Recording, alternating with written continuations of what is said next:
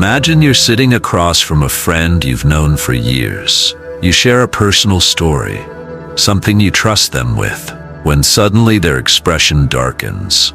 In a calm, measured voice, they accuse you of caring only about yourself. Your chest tightens. Selfish? Me? You think. You've supported them, listened without judgment, offered help without hesitation. Yet here they are, convinced you're the opposite of generous. This unsettling moment is shadow projection at work. Jung discovered that each of us carries a shadow, the parts of ourselves we reject and bury deep in the unconscious. Perhaps it's anger you were taught to suppress, or envy you never admitted, or even a desire you judged as wrong. Though hidden, these rejected traits gather power beneath the surface. When someone can't face their own darkness, their mind seeks an outlet. Instead of admitting, "I feel envious," they see that envy in you. Your calm generosity becomes proof of your selfishness in their distorted mirror. In that instant, you're no longer dealing with your friend, you're confronting their unacknowledged self. There's a peculiar politeness to shadow projection. Unlike a heated argument, the projector's tone remains measured, their words almost kind. You almost doubt your own feelings, yet your instincts cry alarm. Deep in your brain, ancient circuits flicker. Danger, protection needed. Jung likened it to looking into a darkened mirror. Ancient wisdom warned of this too. Buddhists spoke of a murky reflection that hides as much as it shows. Christian teachers warned, remove the beam from your own eye before you point out the speck in another's. Modern neuroscience confirms our minds filter reality to fit our beliefs, and in projection, that filter warps so completely we see fiction as truth. So how do you protect yourself? The moment their words clash violently with your experience, pause. Breathe deeply. Speak calmly. I don't recognize what you're describing. Let's revisit this later. You don't owe a detailed defense. By stepping back, you force the projector to confront their own shadow. Alone, when you trust that quiet inner warning rather than argue with a distorted mirror, you reclaim your clarity. You refuse to be dragged into a battle that isn't yours, and by doing so, you not only protect yourself, but you plant a seed for your friend's own self-awareness, an invitation to face the darkness they've denied. Stay with me as we move into our next hidden danger, psychic inflation, where false virtue becomes a tyrant's mask. There's a certain person you've met, perhaps at a workshop, a retreat, or even within your own friend circle, who speaks with a calm, unwavering certainty about what is right and true. Their words carry a quiet power. You lean forward, drawn in by the idea that someone can stand so firmly in moral or spiritual authority. But then you realize something troubling. Any question you ask, no matter how gentle, is met with a cold refusal. Doubt, they say, eyes steady. Doubt is for the weak. Their certainty feels like a shield, cutting off any avenue for honest conversation. This is psychic inflation, Jung's term for when a person's ego fuses completely with an archetype, savior, judge, enlightened master, until they believe themselves to be its living embodiment. They do not merely hold an ideal, they have become it. At first, their conviction seems noble.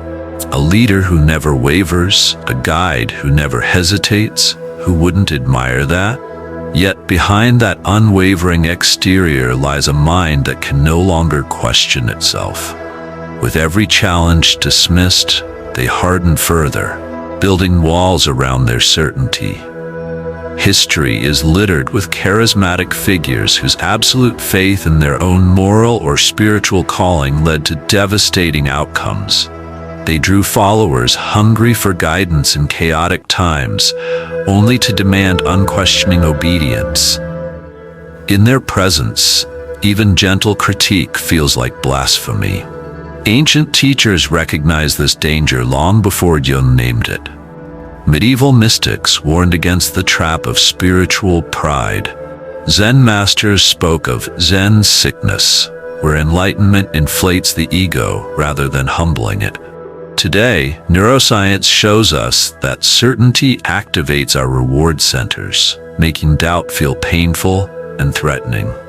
So how do you recognize psychic inflation in someone you respect? Notice whether they allow themselves to hesitate, to consider alternatives, or to admit they might be wrong. If every idea is absolute truth, and every disagreement becomes a personal attack on the very fabric of reality, you're witnessing an ego that has grown too large. When you spot this, maintain your own openness to doubt. Ask questions that invite reflection. What might you be overlooking? If they shut you down, don't push further. Their mind is closed, and your words will only bounce off hardened armor. Instead, protect your own freedom by stepping back. Keep your circle rooted in humility and inquiry. Only there can real growth and genuine wisdom flourish. You walk into a room and spot them instantly. The person who never misses a beat. Their laughter is timed perfectly. Their nods express just the right empathy, and they always have the exact phrase you need to hear. On the surface, they seem like the ideal companion, polished, attentive, flawless. But something in you stirs an unnameable discomfort. You realize their every gesture, word, and expression feels rehearsed. There's no hesitation, no flicker of doubt, no trace of the genuine vulnerability that makes human connection real. It's as if you're watching a beautifully crafted performance rather than meeting a person. Jung called this the perfect persona, a mask so expertly honed that the wearer begins to mistake it for their true self. We all wear masks to some degree, shaping our behavior to fit expectations, protect ourselves, or achieve our goals. A well-worn persona helps us navigate social life. But when the mask becomes our only face, we lose the authenticity beneath. Science confirms our unease. Our brain's mirror neuron system looks for tiny mismatches between expression and emotion. Imperfections create rapport. Perfect mimicry strikes us as eerie. When we sense that artificial precision, our instincts whisper, "There's no real person here." This perfection is not harmless. Beneath it lurks a pressure cooker of shadow energy, the very traits they've buried to maintain the flawless act. The moment the mask slips, a sudden flash of anger, a tear too quickly wiped away, the hidden self explodes, often in unpredictable, destructive ways. How do you protect yourself? First, honor your instinctual discomfort. Don't push for deeper connection with someone who never reveals their true feelings. Instead, invite authenticity by sharing a small vulnerability of your own and observing their response. If they dodge, change the subject, or offer another flawless reassurance, you're still dealing with the persona. Keep your boundaries firm. Appreciate social grace, but reserve your trust and your deepest conversations for those who show cracks in their mask. Real connection comes through the imperfections, the hesitations, the genuine moments that perfect veneers try to hide. When a polished mask shatters, it can leave a void that ancient archetypes rush in to fill. In our next section, we'll confront archetypal possession, where a single role takes over a whole person. Stay alert. Have you ever been in conversation with someone who didn't feel entirely present, whose eyes, posture, and every word seemed tuned to a single unstoppable force? It's as though they weren't really themselves anymore, but had become an idea walking in flesh. That's archetypal possession, Jung's term for when someone's identity is overtaken by one primal pattern, whether it's the hero, the judge, the victim, or the savior. Picture the warrior archetype: courage, discipline, decisive action. In healthy measure, it drives people to protect and to strive. But in possession, the warrior becomes relentless. Every disagreement is a battlefield, every slight a call to arms. The person's humanity falls away into sheer conflict. Their eyes harden, their empathy recedes. They speak not in conversations, but in battle orders. Opposing them doesn't ask for dialogue, it demands surrender. Across cultures, shamans and mystics recognize the fine line between channeling a spirit for healing and losing themselves to that spirit's imperatives. In some tribal rites, a healer would enter a trance, allow a benevolent force through, and then step back, whole. But when boundaries break, the healer becomes the spirit itself, incapable of personal reflection or restraint. Christian mystics called it the discernment of spirits, warning that even divine inspiration can turn into a deluding possession. Today, neuroimaging reveals something similar. In trance states, areas of the brain tied to personal identity dim, while regions linked to transcendent experiences ignite. You sense this phenomenon before your mind can label it. One moment, you're listening to a friend's advice.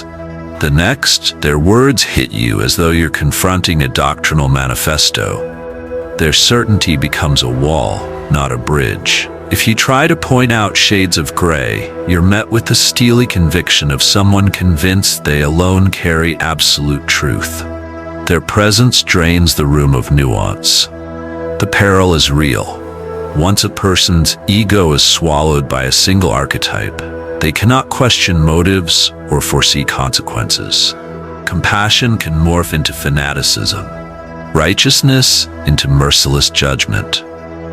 History abounds with leaders whose single-minded vision inspired millions and destroyed cities.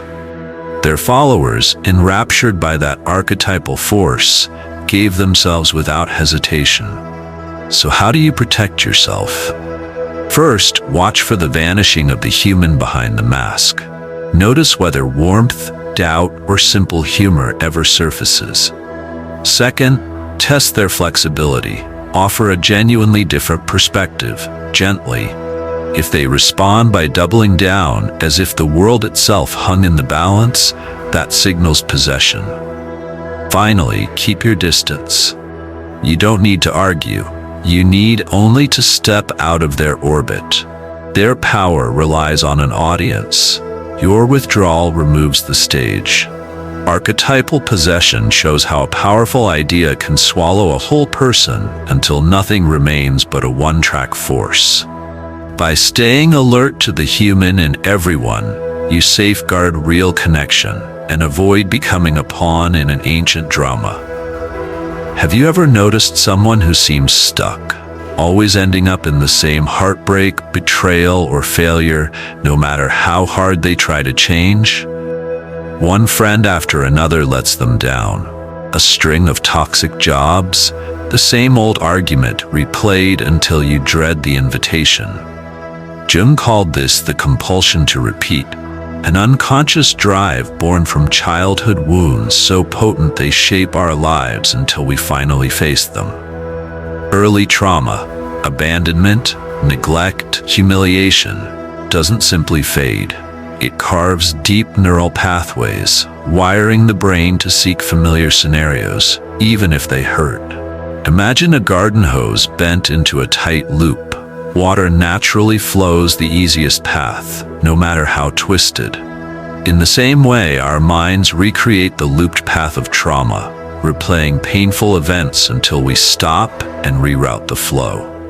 Across spiritual traditions, this pattern has long been recognized. Ancient Buddhists described karma not as cosmic justice, but as the pull of past actions shaping present circumstances. Early Christians spoke of original sin, not as moral failure alone, but as the shadow of inherited patterns we unconsciously enact.